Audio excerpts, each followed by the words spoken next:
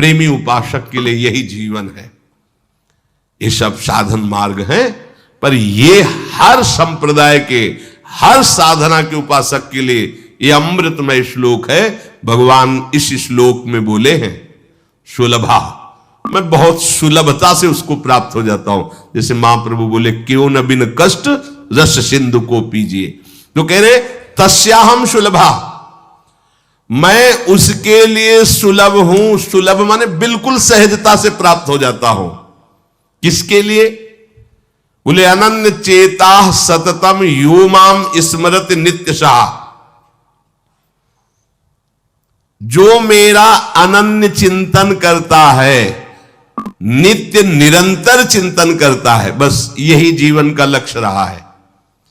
गुरु कृपा से बच्चापन में ही गुरुदेव भगवान की बलिहारी यही बात डाल दी थी कि बच्चा निरंतर भजन करने से जो झांकी आती प्रभु, वो हमें शब्द याद है, झांकी आती, तब जानना चाहिए भजन, एक क्षण भी भजन न छूटे। ये संस्कार अगर कहीं भगवान की कृपा से और मार्ग का गुरुदेव उपदेश करते तो एकदम कोरा स्वभाव था वही पड़ता, पर भगवान ने जहां जैसे पहुंचाना होता है वैसे ही, जैसे सन्यास मार्ग में भी थे तो हमारी निराकार में रति नहीं थी, गंगाधर भगवान शिव के रूप में आसक्ति थी। अब हमें पता चला कि क्यों नहीं होने दी निराकार में, क्योंकि रूप में ही लाना था उनको कृपा करके, इसलिए निराकार में आसक्ति नहीं होने दी। फिर उनका सारा पहले विधान होता है। गुरुदेव भगवान ने ये पिताश्री से कहा, पिताजी आए और कहा कि ये लड़का बाबा बनना चाहता है स्वामी जी। वो आते जाते थे घर में, तो सैमशी में उस समय स्वामी जी विराजमान, तो उनका पाणे छोड़ जाओ, एक हफ्ता बाद ये घर भाग जाएगा, या फिर हम एक हफ्ता बाद मंत्र दे देंगे, तब जान लेना कि साधु बन ही जाएगा। तो स्वामी जी जैसी आपकी इच्छा छोड़ के गए। एक हफ्ते जो है गुरुदेव भगवान ईंट ढोवाना, झाड़ू लगवाना, बड़े कार्य करवाना, और जैसे पेड़ा आदि आते सबको बांटते, हमें एक भी पेड़ा नहीं देते। शाम के एक बार भोजन की अनुमति पाल, 7 दिन तक चुपचाप शेष। फिर कहा अच्छा कल गंगा नहा के आ जाना, मंत्र दे देंगे। ठीक है, सुबह गए स्नान करके तो पंचाक्षरी मंत्र दिया, मंत्र दे के कुटिया में गए, फिर उठ के आए, बोले सुनो आओ एक बात कहनी। बैठे, बोले द्वादशाक्षर मंत्र भी ले लो। तुम कहा जपेंगे कौन? बोले पहले तुम ये जपना, लेकिन ये रखे रहो, आगे काम आएगा। हमारी समझ में नहीं आ रहा था कि मतलब मंत्र 2 क्यों दे रहे हैं। ये पहले से भूमिका तैयार थी वृंदावन की, हमें पता नहीं था। द्वादशाक्षर मंत्र भगवान श्री कृष्ण का, पंचाक्षरी मंत्र सबसे पहले दिया। बाद में पता चला कि ये बीज तो गुरुदेव ने ही पहले बो दिया था कि जिस मार्ग से घूम के जाना है। वो कह रहे थे कि बाद में तुम्हें पता चलेगा। वो बाल्यावस्था थी, मेरी मति गति वहां तक पहुंच नहीं रही थी। और जपे हम पहला है, जपे पहला है। बाद में जब भगवान शंकर ने इधर, तब हम मुझे समझ में आया कि बीज तो गुरुदेव भगवान ही अंदर से बो दिए थे पहले ही। ये कृपा गुरुदेव भगवान की हुई कि चित्त में बैठाल दिया कि निरंतर चिंतन करना यही संन्यास है, यही साधना है, यही भगवत प्राप्ति का स्वरूप है। गुरु कृपा से पूरे जीवन भर एक बात रहे कि हम कभी 1 सेकंड के लिए अपने आराध्य देव को ना भूले। पूरे जीवन भर इसकी चेष्टा गुरु कृपा से करते।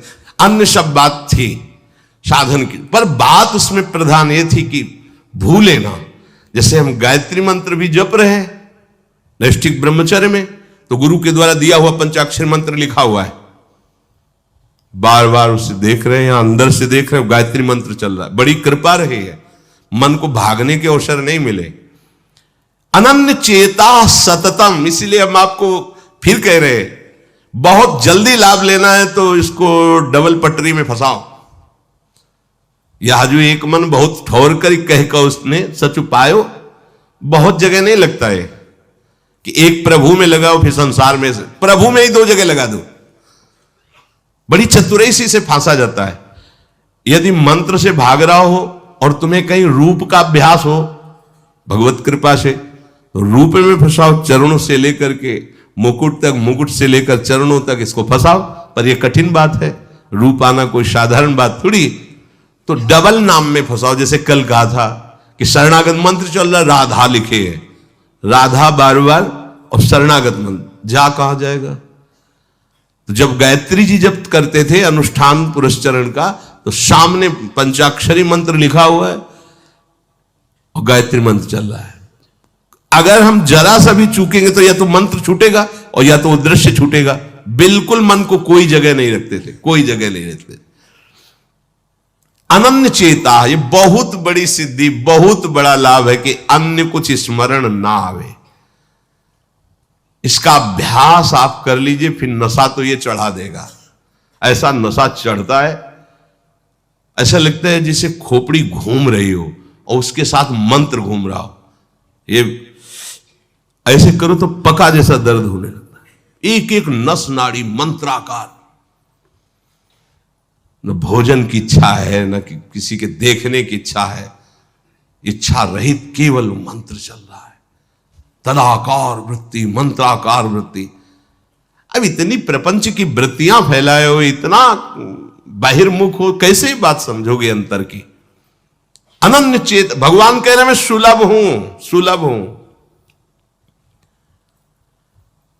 काशी में प्रतिदिन ये होता, आज महादेव जी साक्षात आएंगे, सुबह से तैयारी हो जाती थी, आज महादेव जी आएंगे। घाट में ही रहते थे, पंडों की छतरी के नीचे तपती हुई धूप, तो घाट में धूप ऐसे ज्वाला सी लगती थी, और छोटी सी छतरी, उसी के नीचे दोपहर रात्रि वहीं 2 बजे तक तो तपती थी फर्श, और 2 बजे के बाद स्नान करके महादेव जी विश्वनाथ जी पहुंच गए। बस रोज आज मिलेंगे, आज तो निश्चित मिलेंगे। एक दिन इतना आनंद था कि आज तो बस आ ही रहे हैं, ऐसा आ ही रहे हैं। जैसी भावना करोगे, जा पर जाकर सत्य सने हो, सो तो ही मिले न कुछ संदेह हो। भयंकर जटाओं का बोझा ऐसे, इतना बड़ा हाथ में त्रिशूल लिए, देखा दोपहर में नग्न पैर से आ गए। अब अपने जो जहां पागल हुए उसको दिखाई, साष्टांग दंडवत ऐसे,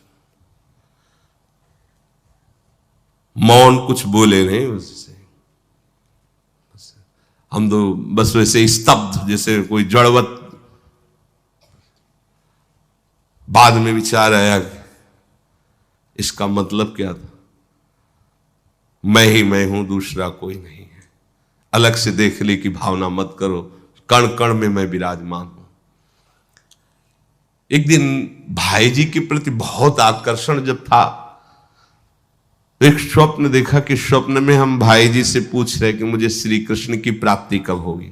इसके बाद की बात, भाई जी ने ऐसे चश्मा करके ऐसे देखा, राधा बाबा बगल में बैठे और कहा जब श्री कृष्ण बन जाओगे तब श्री कृष्ण की प्राप्ति होगी। जगने पर, बहुत विचार करने पर फिर यह कि श्री कृष्ण बन जाओगे, भाई जी का तात्पर्य क्या था।